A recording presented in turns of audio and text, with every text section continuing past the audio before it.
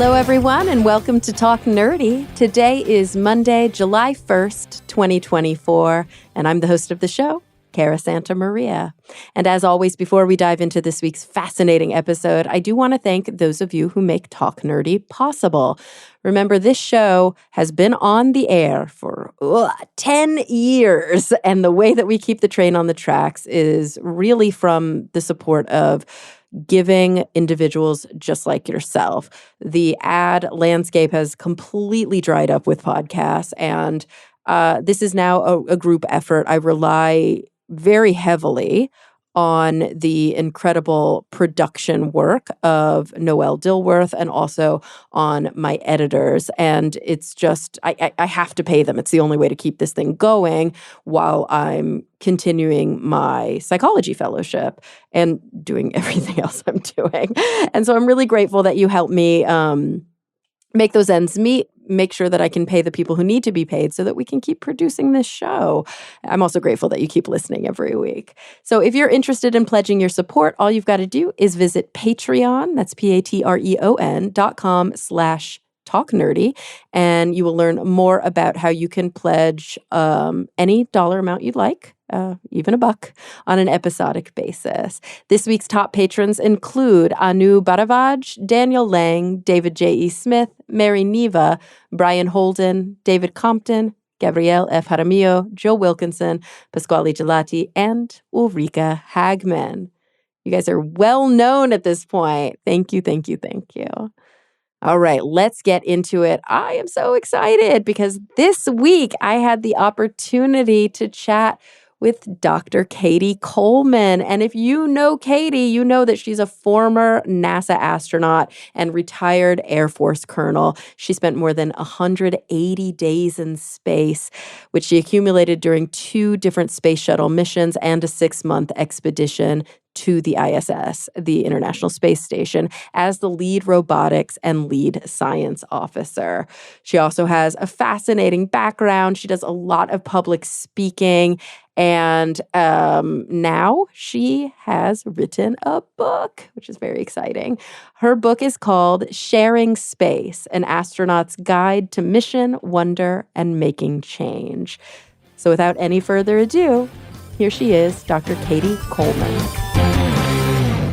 Well, Cady, thank you so much for joining me today. Well, I'm so excited to be here. I am thrilled, A, that I'm talking to a real live astronaut, and B, to talk about your new book. It's called Sharing Space, An Astronaut's Guide to Mission, Wonder, and Making Change. So we're going to dig it kind of into your life, right? Because this really is a memoir / I don't know, how would you kind of define your approach to this book? I like to say that it's a memoir with messages. Yeah, I love that. I mean, I think it's, some of the experiences. I mean, I didn't want to write a book maybe just on what I wanted, people coming up to know things that I wished I didn't have to learn or, all those things. And at the same time, I had a really cool job and I love to talk about life in space. So it's a combination of those. Right. And it's not just about, what would be helpful to know or what's beneficial if you're going to be an astronaut or if you're going to be in the armed forces. But we are women who are living in a world that has not always been kind to us. And I think some of that messaging is important. Like, how do I affect change? How do I take up space? How do I make sure that my voice is heard as well? I love that we think about the same things. That's exactly why I wrote it. Yes, I love it. So let's take a step back real quick to, I guess as early or as towards the beginning as we'd like. I'm super curious about sort of the order of operations for you, the academic training, the military service, the astronaut training, like sort of what came first? When did you develop those interests?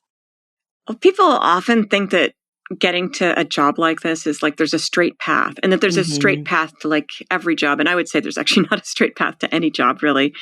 And I tend to be somebody who just tries to make the best decision they can at the fork, so to speak. And I was a kid that was privileged to grow up in a The last part of my high school and junior high was in Northern Virginia outside DC, very, very good schools, and a chemistry teacher that was just certain that I needed to learn chemistry and that I could be very good at it.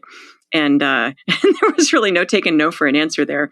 And, and so that I was really lucky in that respect, but it was also a school that had like great music department in terms of just so many people played instruments, and I really had a life in that music department. And I even, before I left, ended up through music, and then it just, did some of the shows on stage. And I was like, but I can't sing. They're like, we just need enthusiasm. I'm like, well, I've got that. So I was really lucky to have that background. And I actually had the erroneous I thought that everybody went to college. And I was an exchange student in between high school and college in Norway. And so I kind of got to be like a mini adult, where you are on your own without your family, language that you don't know. And I lived with really nice people. And the only bad thing about them was that they lied about the fact that they didn't speak English, because they did. So I learned, like really good Norwegian. But I say those things because I grew up a lot there. I learned a lot more about myself than I think if I'd gone straight to school. Yeah. And I went to MIT undergrad, which was not something I expected. I think the quote in the book is something like, "Mom, I told you I'm not going to go to some nerd school. Not unless I get to be on the nerdy podcast." I love it. It's so funny too. I think about many of my Caltech friends, right? Because I live out here in LA. So there's like a lot of Caltechers in my group. And so many of them who went to like this nerdy school were also in theater, were also doing a lot of really incredible things in the arts. Exactly. I mean, it's just and that's what I found. I mean, my mom literally made me like get on a train, take the train from Washington to Boston, get out, go on the subway, run into the edge of the campus where there's a building that ends in like a tiny sharp triangle, like a point. And I'm like, what is this place? But, this guy, Skip Butler, I've actually never talked to him since really, but he showed me around the campus, and the way he did it just made me realize, wow, people like me go to school here, people who care about lots of things and want to learn about themselves and also learn about something they're really interested in. Yeah. So what did you choose to study in undergrad, and kind of how did you come to that decision? Well, I knew I liked chemistry and I had a certain intuition for it. And then I took, as a freshman, I took What is Engineering, a seminar, and I also took What is Medicine, because I was a kid that on paper, and I was a smart kid on paper. Those kinds of tests are easy for me, and I don't in any way think that they are the only, way to recognize what people bring. But anyways, I was on paper. And so the kind of kid where the other parents go, oh, what are you going to study? And as soon as you tell them you want to be a doctor, they leave you alone. So I really hadn't figured out that part. I mean, I kind of thought I wanted to do that, but then I found out in this seminar that I might be actually listening to people's stories, and some of them might be like, many of them might be old people talking about how they felt that day and for the past month or two. And I realized I didn't really want to do that part. And I realized that I really liked the way the body worked, but I didn't want to be a doctor. So that was a good thing. And then in What is Engineering, I realized that there were all these different kinds of engineering that I came out of that freshman year thinking, wow, I could major in anything that I want to. And it was a revelation for me. So I decided I should, if I was just being all I could be, that's somebody's slogan. I should totally major in the hardest thing that I have no intuition for. So I was an electrical engineering major, because it's a really, hard, tough, famous major at MIT. And I was that kind of major for a whole miserable semester until I figured out that maybe it wasn't so bad to major in stuff that you just thought was really cool. Right. Yeah. Maybe it's not the worst thing in the world if we, enjoy our academic experience.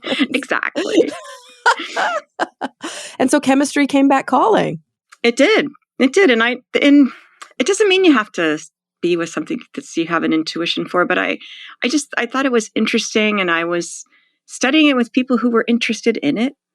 And so it just turned out I just really loved it and also, wanted to study it. And more the practical side of it, like I really liked it that in chemistry you could make stuff that mattered to people, and particularly in like material science kind of stuff. And there's one thing you asked about at the beginning, which was about the Air Force. And for me, I was at MIT at a time when divorce was still pretty new for parents. And I know there's a lot of problems with the FAFSA now, and I don't want to take that in any way lightly. But financial aid is everything to so many people. And it was back in the days when they added up all the kind of parental type units that might actually think about contributing to your education, and they added up everything that they all made and said, "Oh, I guess you're all set." Right. Instead of actually seeing what is available to contribute to an Exactly. education. Yeah. So, for me, it just the path was that I really wanted to go to school. I wanted to go all at once. I didn't want to go just at night. And I realized that to me, growing up in a military family, this was a really good sort of exchange. I wanted to go to school and I believed in a certain amount of service. It doesn't have to be military service. And so I was excited about being able to go to school, and I got an ROTC scholarship to attend MIT. Oh, very cool. And so, just for those maybe who don't live in the US or who don't have any exposure or experience with that kind of service, how does it work? Are you training? Are you already enlisted at that point? Like, what is the, I guess, agreement when you enter into ROTC? The agreement is that when you graduate, you will spend 4 years in the military in the job that they choose for you. And yet they're interested in having people work in fields that really work for them, because then they do better work. And so I was excited about being in the Air Force, and I also doing chemistry, maybe going on to grad school at some point. And then I ended up having an opportunity. They said, we don't actually have any jobs for chemists this year, and we wondered if you want to go to graduate school, but we can't pay for it. And so I was like, well, to me it was great, really, because I did want to go to grad school. And being a chemist, it's one of the things that as an undergrad, you're set to do some things, but not really sort of lead exploration in that world, if that makes Yeah, yeah, sense. yeah, Yeah. yeah. Like sometimes it just requires more specialized training and an Hmm. advanced degree in some of these fields. Yep. And so, lucky for me, I really did like this kind of material science chemistry. And I applied to some grad schools in that and went to the University of Massachusetts at Amherst, which in that field, polymer science and engineering, it was actually the best place in the world. I think it still is. And I think that's actually kind of an important point in some ways for women. Like for Mhm. me, these credentials, going to MIT undergrad and going to this grad school where that department was so very highly esteemed. If I would be at a professional meeting and I said where I went to school, the conversation just started at a different level. Right. And if that wasn't included in the beginning of the conversation, people just asked me, what professor I was in a secretary for. Jeez. Yeah, there's Or just this assumption of the quaintness of your experience. yeah, and it doesn't. I mean, to me, it seems like yesterday, and I know it's a while ago, but things have not changed enough, and that's why I really like podcasts like yours that break down that these people who do these things, these are the paths that they took, and they're all Mm. very real paths. Because I think it's still really necessary to find folks that you can identify with. Right. And I guess a component of that which continues to frustrate me, but is the reality of existence today. And, I think women like yourself and women who came before yourself are continuing to break down some of those barriers to sort of make the path a little bit less resistant. But I guess the frustration that I'm alluding to is that very often, as a woman or as an individual from a lower SES or an ethnic minority background, you have to be beyond reproach. Like you have to do things a certain way, or you have to do things really, really well just to be on an even playing field. Because nothing is taken for granted. There are no assumptions about your capabilities because that is not um the water we swim in. That is not the fundamental bias, right? The bias in our society is not that, oh, women are great engineers. So you could have gone to a state school and you could have gotten, straight C's and you're going to be amazing. Like you have to be the best, or at least you feel that kind of pressure as you're navigating. I'd like to be the devil's advocate and say, "Oh, Kara, do Please you think do. that's still true?" But I But you can't. can't. Yeah, exactly. Damn. I mean, and actually, I ran into this in writing the book, and that it's one of the reasons to write it is because it's still not as easy a road, and I don't think it's as possible to be a mediocre woman engineer or a Right. mediocre woman in any field where they're not as traditional. And somebody said something to me today that actually just kind of crystallized it for me, which was like when in the book it talks about how my mom woke my brother up for the moon landing, but she didn't wake me up, which Ugh. it sounds really horrible. But first of all, we're at my grandparents' house, we're in the hide-a-bed in the den, so we're both in the hide-a-bed. So it's pretty easy to be woken up, right? But she did come to wake him up. And I loved my mom. I love my mom. And she's amazing. And she is somebody that gave me this gift of thinking I could actually be whatever I wanted to be. I don't know how to give that to people. And so here's that woman. But I think it's hard to understand how much we internalize from our surroundings and our beliefs. And one of the other extra tasks that are things that comes in really in jobs where just it really matters right then who's doing the work. They have to be doing their best. If you're the person picking teams, you have to be able to go to bed at night or wake up in the morning knowing that you've really done exactly the right thing for this important mission. And that means you are, in my mind, you are all that much more likely to pick somebody who looks and feels like you. Mm-hmm. So Yeah, because there's a yeah, confidence in that, right? exactly. I mean, the excellence required in some of these fields, almost it just makes it harder to go out on a limb and pick people that are different. And that's why listening to so many different experiences is really good for people, I think.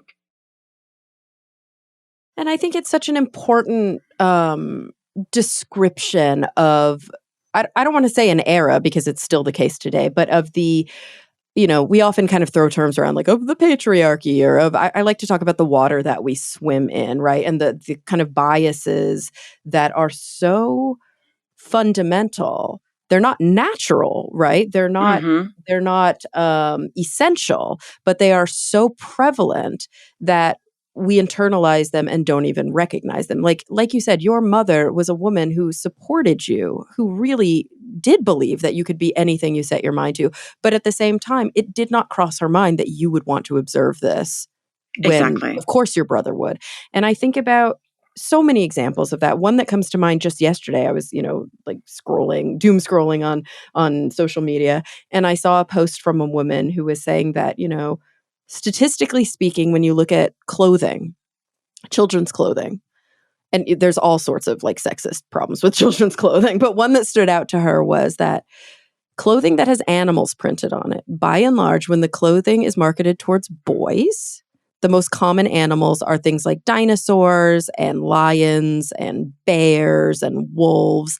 And when you look at clothing that's marketed towards girls, you see a lot of like bunny rabbits and llamas. And in the comments, a lot of people justified this by saying, oh no, girls like cute things, how terrible. Or of course, boys like things with teeth. But the comment that the woman made was, boys' pajamas are covered in predatory animals and girls' pajamas are Ooh. covered in prey. And Ooh. even though that's an extreme kind of intense reflection, Mm-hmm. what really is happening unconsciously, right? Mm-hmm. What bias are we communicating there to a boy's sense of purpose, his right, his kind of like fundamental right to take up space Mm-hmm. and to be aggressive and take what he wants without apologizing?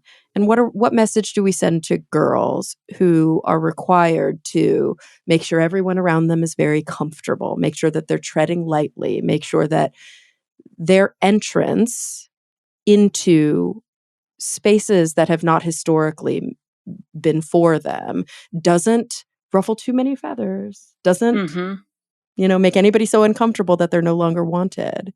And this is something we're struggling with in 2024. I would agree. And something that I tried to describe some in my book was when you want to make change, I think of it like a bench. I mean, I sort of think in physical terms sometimes, but that there's like a bench. And on the left-hand side of the bench is, if you're sitting at the very edge, that's where you're saying, okay, like you took away all the small spacesuits. Those are the ones that fit most of the women. Mm-hmm. So you knew how big I was when you picked me. Where is my spacesuit?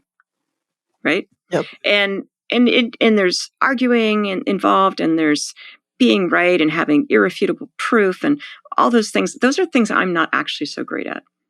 And then the other side of the bench is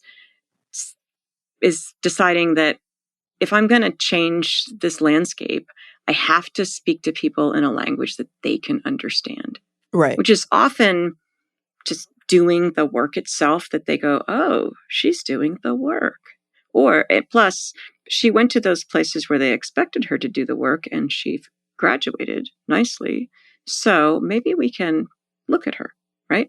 And I tend to be more on that side of things. And also, I think there's involved when you're sort of picking your place. And I think it depends on the situation, the circumstances, and how urgent. I think it depends how much you understand the background. Right. And that's where I think understanding some history might make you sit a little bit more towards that left edge of where's my spacesuit. But there's different ways to decide where you're gonna sit. I mean, for me, part of it is also how angry do you want to feel every day? Mm-hmm. Yeah. Which for me is not. I mean, I'm sometimes, I certainly can get my share of angry, and at the same time, it's not a place I like to hang out. I call it kind of like your circle of anger if you think about the bullseye. And I just don't want it to be the whole board, because then I'm just sort of finding fault, and I actually lose my focus on what I'm really doing and what I really love. So I found the working in the spacesuits that were then the only ones that all of us could use, which were mediums, larges, and extra larges. It was a necessity to qualify in those larger spacesuits in order to go and be one of the crew members on the space station. Ugh. And that's what I wanted to do. I was a scientist. I wanted to get up there and do that work. And helping people understand how important it was that people like me should be included. One of my ways was to, show up cheerfully to meetings that I wasn't invited to. Not like, oh, let's not invite Cady. It just never occurred to them. And they'd be like, do you fit in that suit? And that probably happened until the year I left. People would be like, really? Do you fit in that suit? And I'm like, I mean, really, look around. Look up. Do you think that this chest fits in a small spacesuit? You should really look again. And I'd make little jokes and things like that. But that was my way, was to kind of like figure out how to work in with the world that was existing. But I think it takes all of us, and especially some people that can work on that other side of the bench. Yeah, I agree with that sentiment. And I think that's an important insight and observation, is that sort of everyone has their own path and their own journey. Everyone is up against different pressures, and navigating those things in a way that is appropriate, because we're always weighing our own personal goals and experiences against sort of the bigger picture, right?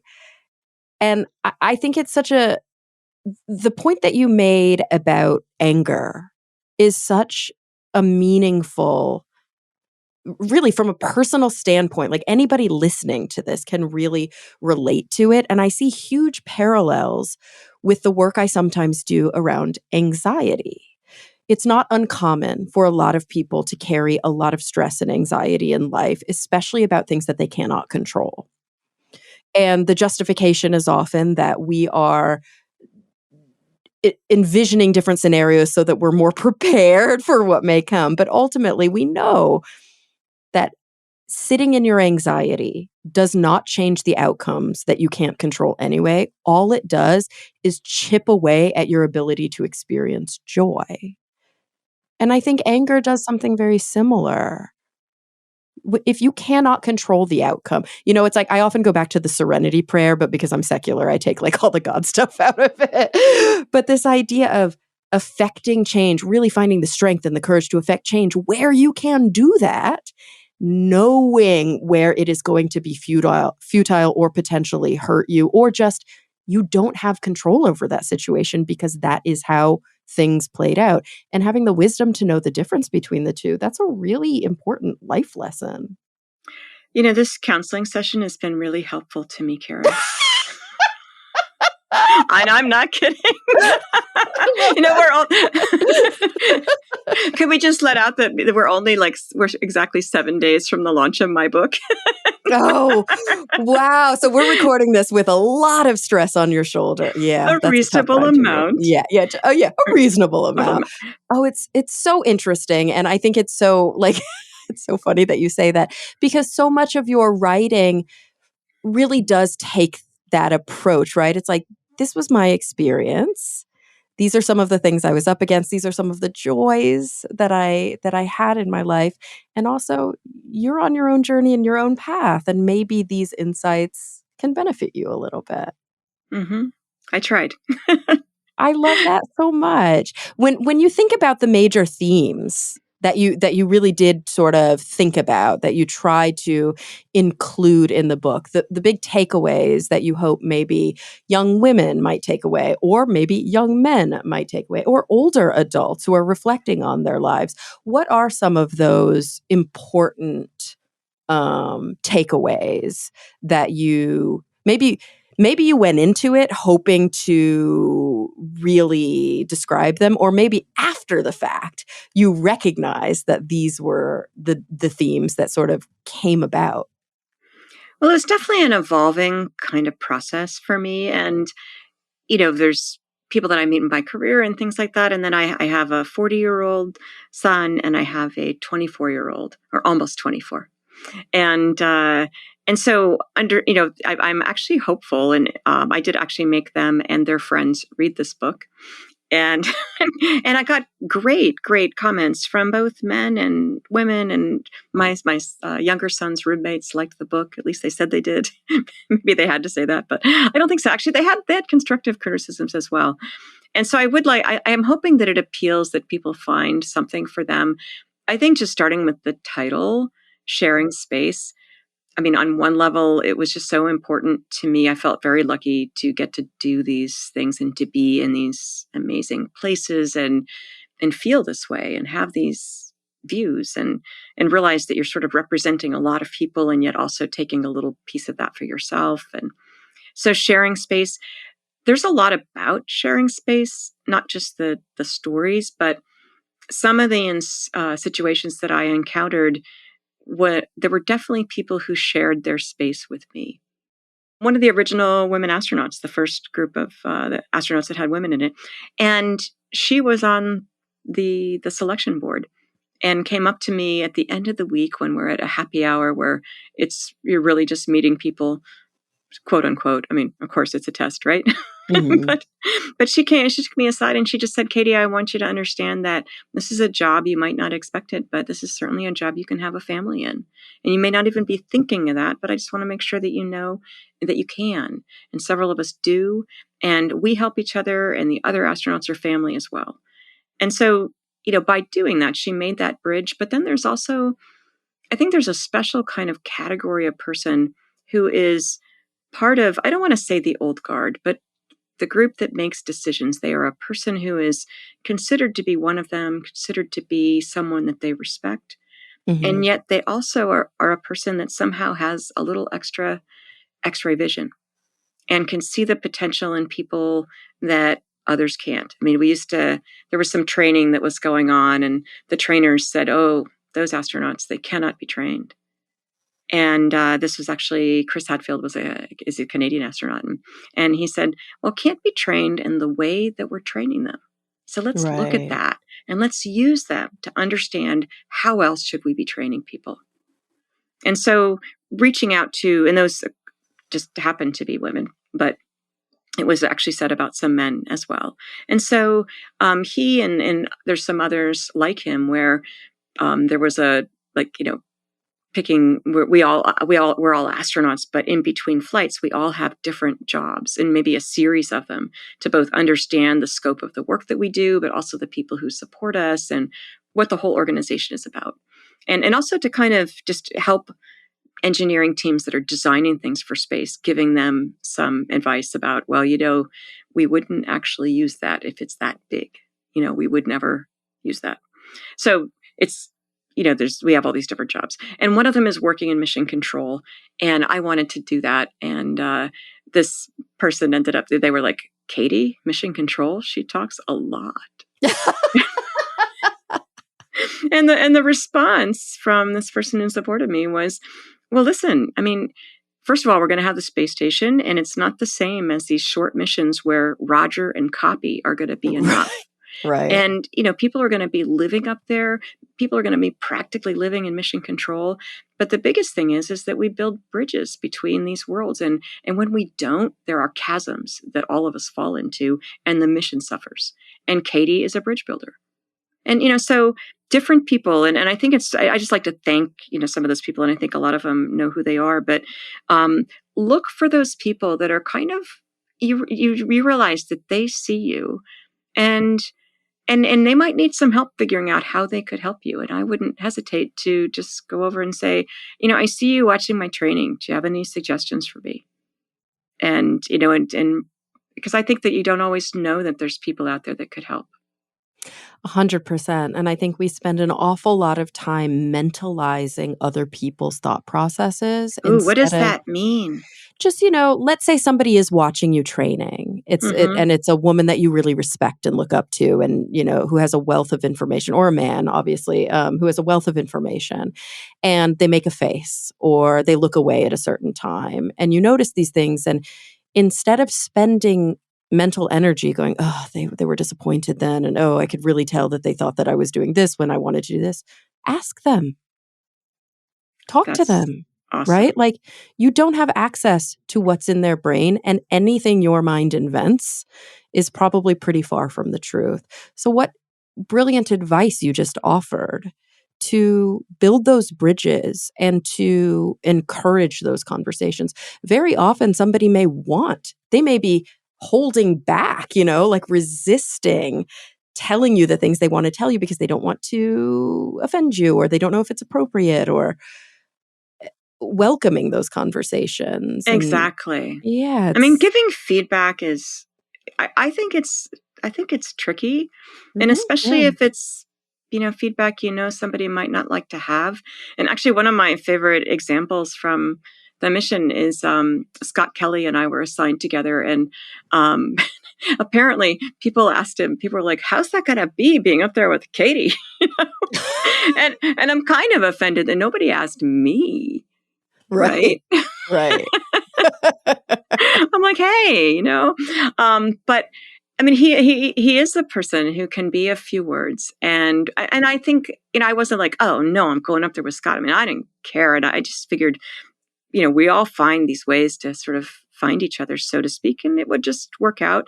But I didn't expect it to work out as well and with as much just genuine affection as it did, at least for me. And I think I speak for Scott too, in that, I think we liked working with each other, but also, he's the commander, so he had the right to be evaluating and to be giving feedback.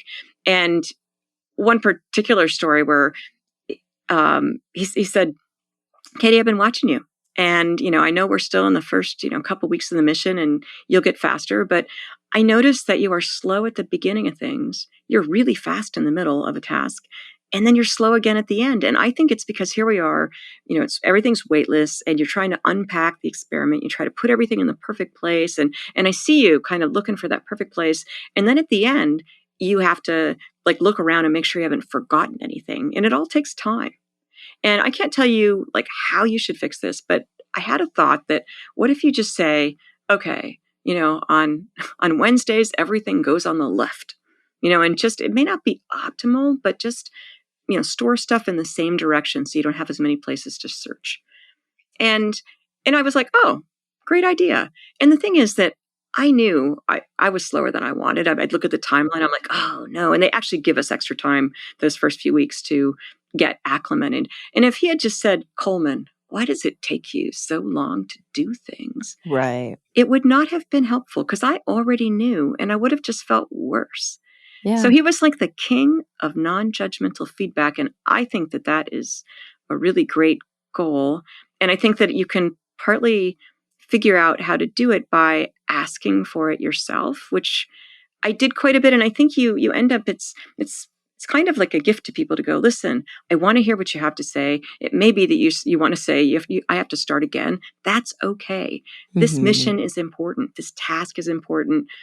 These 4 summary points I just made in my book are important. I'm hoping you like at least one. Yeah, I think it's such an important insight and such good advice because the truth of the matter is w well, at least I would hope that in most of our interactions in life with other people, right? Life involves relationships. It involves other people, sometimes chosen, sometimes 100% not chosen. But you would think or you would hope that the general goal, the general trend, the general direction is towards betterment, improvement, growth, change, and that we're all sort of grappling with those same questions. And sometimes feedback can be scary, but we cannot grow without that kind of feedback. And so I like this advice you give to sort of give people permission. I think it gives, I think it applies to so many people. Like people have this sort of um, assumption that for space they're going, oh, it's going to be long, it's going to be hard, it's going to be dangerous. We're going to put this person with that person. They'll do so well together. Oh, they'll kind of like each. There is none of that. And we just don't have the luxury. It's whose country's turn is it for this role, for who, Right. at what stage are people in a certain career? It's not, I mean, they would optimize if they could, but there's really just not a lot of room. And so we have to figure out how to do things well together, no matter how different we feel from each other.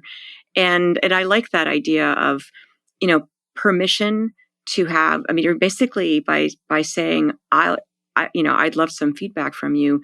You're being vulnerable to Yeah. them, and I think I think it really takes being vulnerable before you can actually trust each other. I 100% agree. And I know that sometimes in more how do I put how do I put this diplomatically? More corporate or more governmental or more what we think of as traditionally quote unquote masculine um roles or structures, the word vulnerability is probably not thrown around too much, right? But it's a realistic description of a necessity. One really cannot be open, and one cannot grow with another person if they are not vulnerable. It's how we help each other. You can't really be a good help to somebody if you're not vulnerable to receiving that same kind of help.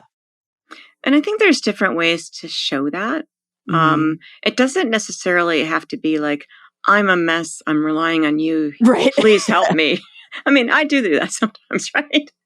But it, you know, for us, it was about the fact that not that it's just about your kids that you leave on the ground, but all of us left somebody on the ground. And my husband snapped a picture of our son, who was 10 at the time. The 23-year-old was 10, and a picture of him standing in the little spot that I stood and saluted in before I then, Oh, got in the rocket and left. yeah. And um, and actually, I'll just mention that it's a pretty neat documentary that's out right now. It's on PBS and Apple and Amazon. It's called Space: The Longest Goodbye, Hmm. and it's about that family aspect. Oh, I watched this. Did you? Yeah, it's about yeah, there's a lot of kind of deep dives and Crying that I'm the yes, there's a lot crier. of cry. And yeah, these deep dives of yes, what it feels like to be apart and to miss things and to not be able to be there in the flesh to comfort or there being delays in the transmissions or oh, yeah. Exactly. And this was exactly the thing that I mean, there's sort of little jokes that we have from our crew. I mean, I went with an Italian guy who's like 6 foot, almost two, right? And then there's me, and then there's a Russian guy who's kind of stocky, and this is not a typical Russian thing, but he just happens to have a very sort of straight face, right? And so we had all these little funny things that we would say, like, "Oh, a Russian, and Italian, and American walk into a bar," and Yeah. and so we didn't look like we would be, and we had a great time, and we got actually a lot of stuff done, which I think, kind of surprised all of us. So we were this, unlikely, make those, Italian, Russian, American walk into a bar kind of jokes about.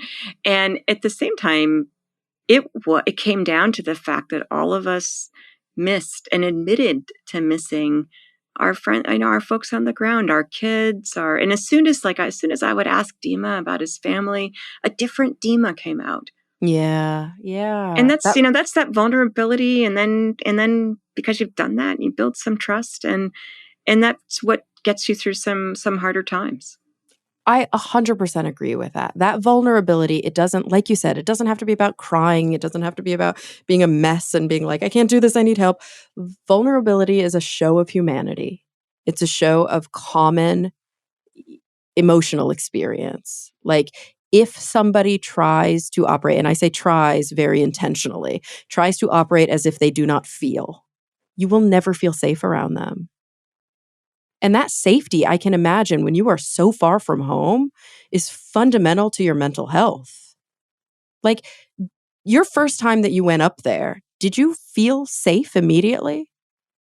I think it's never going to be safe is a big word. Right. And spaceflight will never be that sense of the word that everybody would like it to be. Mm-hmm. I mean, there's just too many things involved, and it's as safe as we can make it. Mm-hmm. And I think you have to assume the best intent. You have to assume that people are doing their very best to keep you as safe as they can. Yeah. And I do believe that. And we as astronauts would go around when we're visiting any facility. We walk around everywhere. We talk to people, and we actually have this great privilege of kind of being able to converse with everybody from on the machine shop floor to with the CEO at the top about what we really think, and we get to ask them really hard questions, and because we're the ones going, and it's a privilege I don't think we ever abuse, but it helps. I think it helps them realize that real people are depending on them, and that the time that they call home and say, "Sweetie, I'm not going to be home, on time because I've got to stay and fix this because it's important." It helps them draw those lines sometimes when they need to, and helps other people understand why they had to stay. So, I don't know. Yeah, it's a fascinating concept even to me, and I think these themes really do come out beautifully, and I hear them in our conversation. This idea of risk, obviously there's so much risk, this idea of sacrifice. And when we think about something like safety, which, like you said, it's such a big concept, it's such a big term, it's much more than physical safety. It's psychological safety, it's emotional safety. Those things are inextricably linked. And I can imagine that it's just as important to feel psychologically safe when you're on the ISS, for example, than to feel physically safe. I would agree. And I think it's up to the team to make sure that everybody is able to feel that way. And I also think it's up to the individual Right. to realize that they have to carve out that space for themselves if they need to. Yeah. If it's, and I don't know, it's a concept I like to call brave and open. I think on a team, you have to be both. You have to be brave enough to say who you are, and you have to be open when other people try to tell you who they are. And also brave enough to then go when you know that they're there, but they're not able to really show themselves, but it's important that everybody knows what they bring, that you help them bring that. So I think there are hard things, and I think that it is important to be able to depend on each other. And at the same time, that idea that you have to make it happen for yourself if your team can't, that's like too bad. You've got to make it happen. And that's where I come back to that, the six of you, or now in this case, there's usually 7 people on board the space station. You're the ones who are up there, and there's nobody else. And the mission is more important than whether you like each other. And I think it actually makes it much easier. I mean, the mission itself actually makes it much easier for us not to focus on this noise that can get in the way. Like, how come they can't see me? And how come they did this or did that? And, it's definitely actually, I believe that therapy and talking to people, and certainly in the space program, I mean, it's a regular part of being up in space is having those conversations with therapists or psychiatrists. And I tell people the only thing better than therapy is free therapy, right? Right. I love it. And I'm up there with five guys, and it was sort of nice to talk about that once in a while, right? And I always said that it would be for me hard to be somewhere where I didn't get to kind of talk that out a little bit. Yeah. And we actually learned those lessons in some of our sort of exotic training exercises. I went to Antarctica with a small group of people. We're a dozen people, and we divided into a group of 4 and a group of 8. And there were times, because it is so isolated, that I don't know, talking on the phone cost $6 a minute, and the government reimbursed, I think, $12 a week. Oh no. So and everything else is on your dime. Exactly. Wow. But I realized that actually for me, so if you don't get to talk to people about, I mean, I just, if you kind of go, oh, he did this, I hate that, oh, or she did, or whatever, right? Mm-hmm. Then I'm done. But I didn't really have that chance, and you don't really have that chance on the space station either. But I learned this lesson where my therapist likes to call it cucaracha thinking, cockroach thinking. And that basically you lose your ability to be present, whether that's for safety or for awe or for accomplishing the mission. And A, you can't afford to. And B, it really works to shift that focus to the mission and leave that thinking behind. And usually it allows you to really be yourself in these amazing places. And I think there's so many lessons to be learned from that perspective shift that is almost impossible to ignore, right? And I've obviously never been to space. And I'm trying to empathize and wrap my head around that sort of, quote, cosmic perspective that individuals like yourself have experienced and shared. And it's so rich for us to learn from. My experience with that is that I have the privilege to work with people who are dying.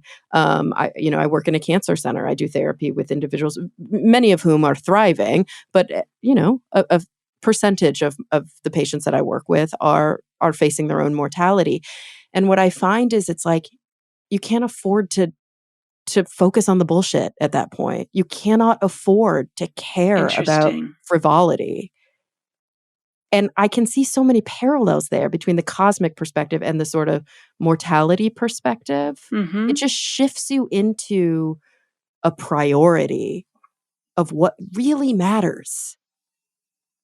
I love that. How is that for you? Is it something where this is a very existential question. It's fascinating to me. Can you afford to be in that headspace the whole time because the ISS is, I can imagine a very different experience than a mission where you're not going to stay somewhere for an extended period of time. When you're up there for an extended period of time, do you find yourself slipping away from that cosmic perspective and needing to jolt back into it? Or is it, I don't know, is it existentially threatening to stay in that cosmic perspective for an extended period of time? I don't think so. I mean, oh, good. I'm always really jealous of the people who meditate, and after this, you can counsel me on that maybe. But it's about being present with yourself, and in general, I think we find that the way you are on Earth is going to be the way you are in space. Interesting. And I have a hard time drawing my sort of lines between work and time for myself, and actually really time to spend just with myself. Mm-hmm. Right. And so I think that the busyness of the next urgent thing, the next person that needs help, you hear their voice in the radio and you realize, oh, they need somebody to help them right now because this is not easy what they're doing, or the ground just doesn't understand them and I could go find that thing for them. And so it's easy to be literally tied up and busy all day long, right? Flying literally from thing to thing. And in retrospect, first of all, I think the things that each of us does as humans, or the things we think about, whether it's time you spent writing in a journal, talking into a tape recorder, capturing these things just for yourself, or maybe for sharing stories later, or for, cool, interesting, creative things that catch people's eye. I think those are really important human things to have time for up there. Mm-hmm. And so many of my colleagues do things like paint and do music and write and do poetry and do that up there. So I think it's very important to take some time for your humanity. Yeah. What And about I would say I wish it did more, and I also wish I slept more up there. And right. Scott Kelly, do not listen to this podcast because he'd be like, Coleman. But it's my way to actually kind of like unwind, is to be up a little bit later and just kind of unpack, so to speak, and get ready for the next day. And I was always like up late, and then and then just like basically all ready for the day. So I would wake up and do my 30-second commute down to the down to Right. the computer and say good morning.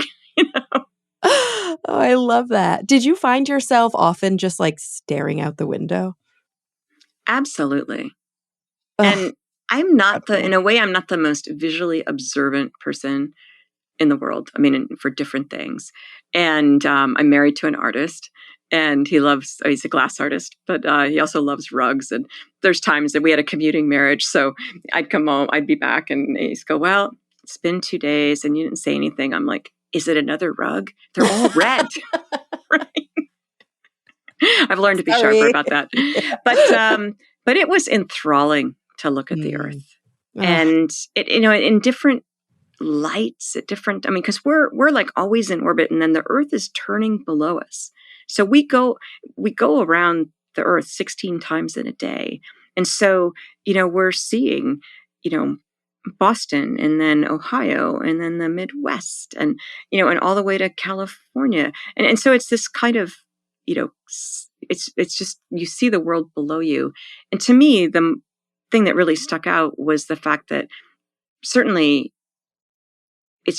we all come from the same place, and we may come from different patches in that place, but if only people could be a little bit better connected down here, if they only realize that a person is thinking about a solution that's like yours but needs yours to augment it, that they're right across the ocean. If you went across the North Pole and down again, you'd be with them. And just how to, that you should, so it's never wrong to reach out to people, and never wrong to explain what you do or what you need or what you love when you're sitting next to somebody, whether it's in a subway or a plane or in a park. I think that's where solutions are born. Here, here. I think what a beautiful way to sort of, I don't know, put a bow on this, come back to the beginning. There are a thousand more things I want to ask you. I'm like super bummed that we had to keep this within the hour. I'm hoping that maybe you would be interested in doing this again sometime, because I've just so enjoyed talking to you, and I hate ending the conversation so abruptly. I would love to. And I'd love to Oh, send you friends too, oh, I'm because so glad. I would love that as well. I don't know, we all learn so much from each other, and that means men, women, everybody. So Absolutely. I'd love to send you more people, and you've made me think about some things differently, and I really appreciate that, and appreciate you've been so thoughtful about what you've looked at in the book. And thank Oh, you. no, thank you. Thank you so much for being here. Thank you so much for living such a rich and incredible life, and then taking the time and the effort, because it really does take time and effort to then translate those memories, those experiences, those insights to paper, to verbalize them and share them for us in a way that is understandable and that is digestible. And so I'm just so grateful for you sharing this with all of us, and for you taking time out of your super busy schedule to spend some time with us today. Well, thanks very much. And I'll just mention that in the book, in the end, I actually do talk about, like in the appendix, I talk about how to go to the bathroom in space. I talk about, let's see, what's the other thing? How to go to the bathroom in space, how to see the space station. And I just I'm hoping that people who listen to this podcast will realize that there are at least 7 on the International Space Station. Plus, we have a Chinese space station up there. I mean, there's a bunch of people living in space, and it's very possible, first of all, to see them with the naked eye going across the sky. Just look up Spot the Space Station. You will see not zipping across the sky, but just sort of sailing across the sky. It'll look like the brightest star. So do that, but also pay attention to the news and the social media and watch these people. They're all interesting individuals, and I think they're really amazing people to watch on these missions, and I think you'll like it. Oh, love that. Well, everybody, her name is Dr. Cady Coleman, and her new book is called, I'm going to get the full title here, Sharing Space, An Astronaut's Guide to Mission, Wonder, and Making Change. Cady, thanks so much for being here. Kara, thanks for having me. It was great fun. Thank you. So much fun. And everyone listening, thank you for coming back week after week. I'm really looking forward to the next time we all get together to talk nerdy.